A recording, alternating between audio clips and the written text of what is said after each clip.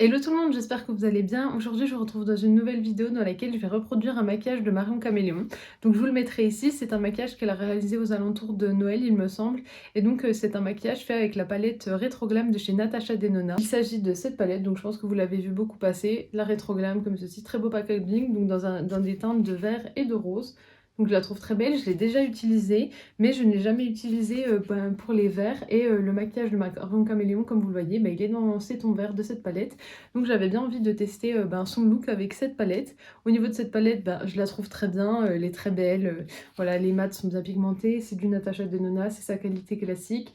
Les irisés sont très beaux aussi, vraiment j'ai toujours eu de bons résultats avec cette palette. J'ai déjà fait 4 looks il me semble, et à chaque fois j'en étais fan, donc on va voir si avec ce look je vais réussir à m'en sortir ou pas. Alors je me suis mis la photo du maquillage à côté sur ma tablette pour voir, pour pouvoir le reproduire.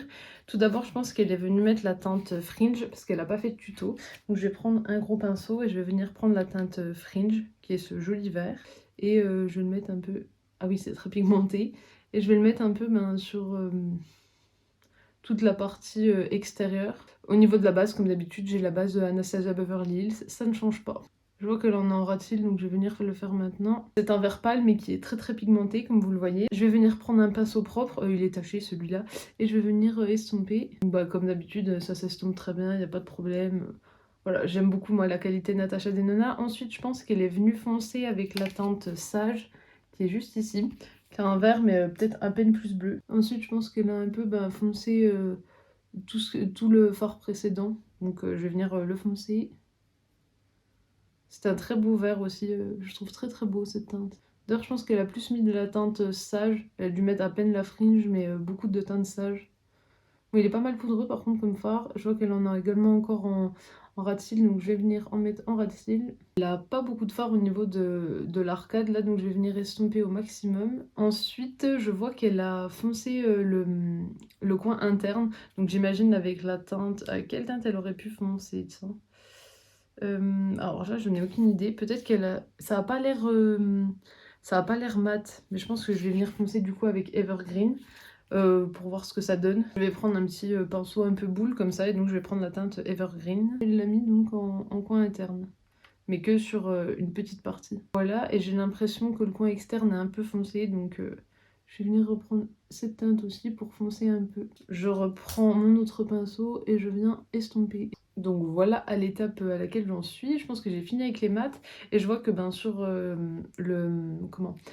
milieu de la paupière c'est assez brillant, donc je pense qu'elle a pris la teinte, elle a dû prendre Marlin juste avant et puis ensuite elle a dû prendre Palladiane, donc vraiment pour sur le coin, enfin vraiment sur le milieu. Je vais venir prendre un pinceau plat avec la teinte tout d'abord Marlin. L'irisé est vraiment très beau. J'avais jamais testé aucune de ces teintes et elles sont vraiment très belles. Avec l'autre côté, je vais venir prendre donc la teinte Palladiane. Et voilà ce que ça donne. Je vais venir un peu à nouveau estomper parce que je vois vraiment qu'elle a moins de fard. Mais sinon, je pense qu'on s'en rapproche. Je vais peut-être revenir un peu travailler le ras de cils quand même. Et on viendra faire le liner après. Je suis revenue un peu travailler le ras de cils, je suis allée un peu plus loin. Elle, je vois qu'elle a un crayon blanc de muqueuse. Moi, je vais pas en mettre parce que j'ai un petit peu mal aux yeux en ce moment. Mais par contre, je vais venir faire le liner. Donc, je prends mon KVD comme d'habitude. Et je vais faire aussi la bascule un petit peu interne qu'elle a. Bon, voilà pour le liner.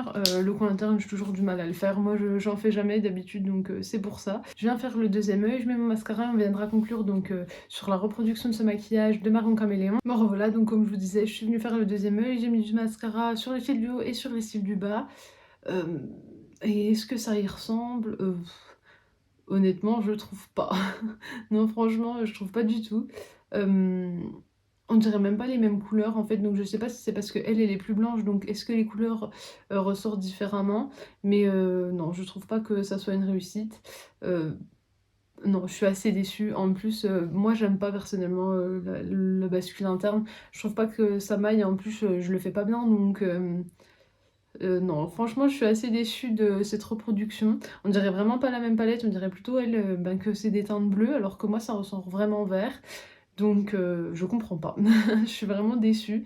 Je regarde la photo, mais non, ça y ressemble pas. Et même si j'avais mis le crayon blanc muqueuse, je pense pas qu'on aurait eu le même effet.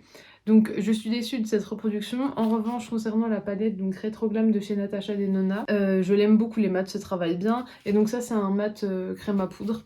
Les mats se travaillent bien, ils sont bien pigmentés, ils sont très beaux. Après la reproduction du look, je ne trouve pas que ça soit ça, mais j'aime beaucoup cette palette.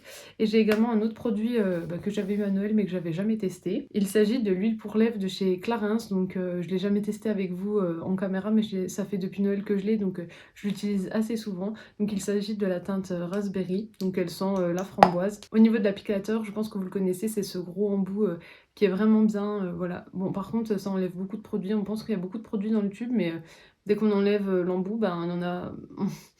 En fait, on en a plus beaucoup, donc ça c'est un peu décevant.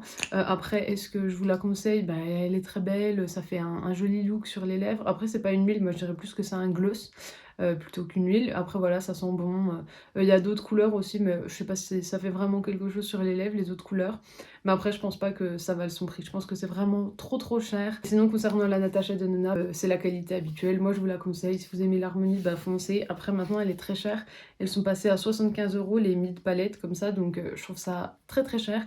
Donc pourquoi pas attendre les soldes. Après, ça m'étonnerait qu'elles soient soldées, ou bien un petit code promo, parce que sinon, c'est vraiment trop cher. Sinon, vous n'hésitez pas à me dire si vous avez déjà cette palette, si vous l'avez, qu'est-ce que vous en pensez? Ou si vous l'avez pas, dites-moi pourquoi elle ne vous intéresse pas. Et n'hésitez pas à me dire si j'ai quand même assez bien reproduit ce look. Moi, je trouve pas, mais n'hésitez pas, vous, à me dire ce que vous en pensez. J'espère que la vidéo vous aura plu. Vous pouvez toujours l'aimer, la partager, la commenter.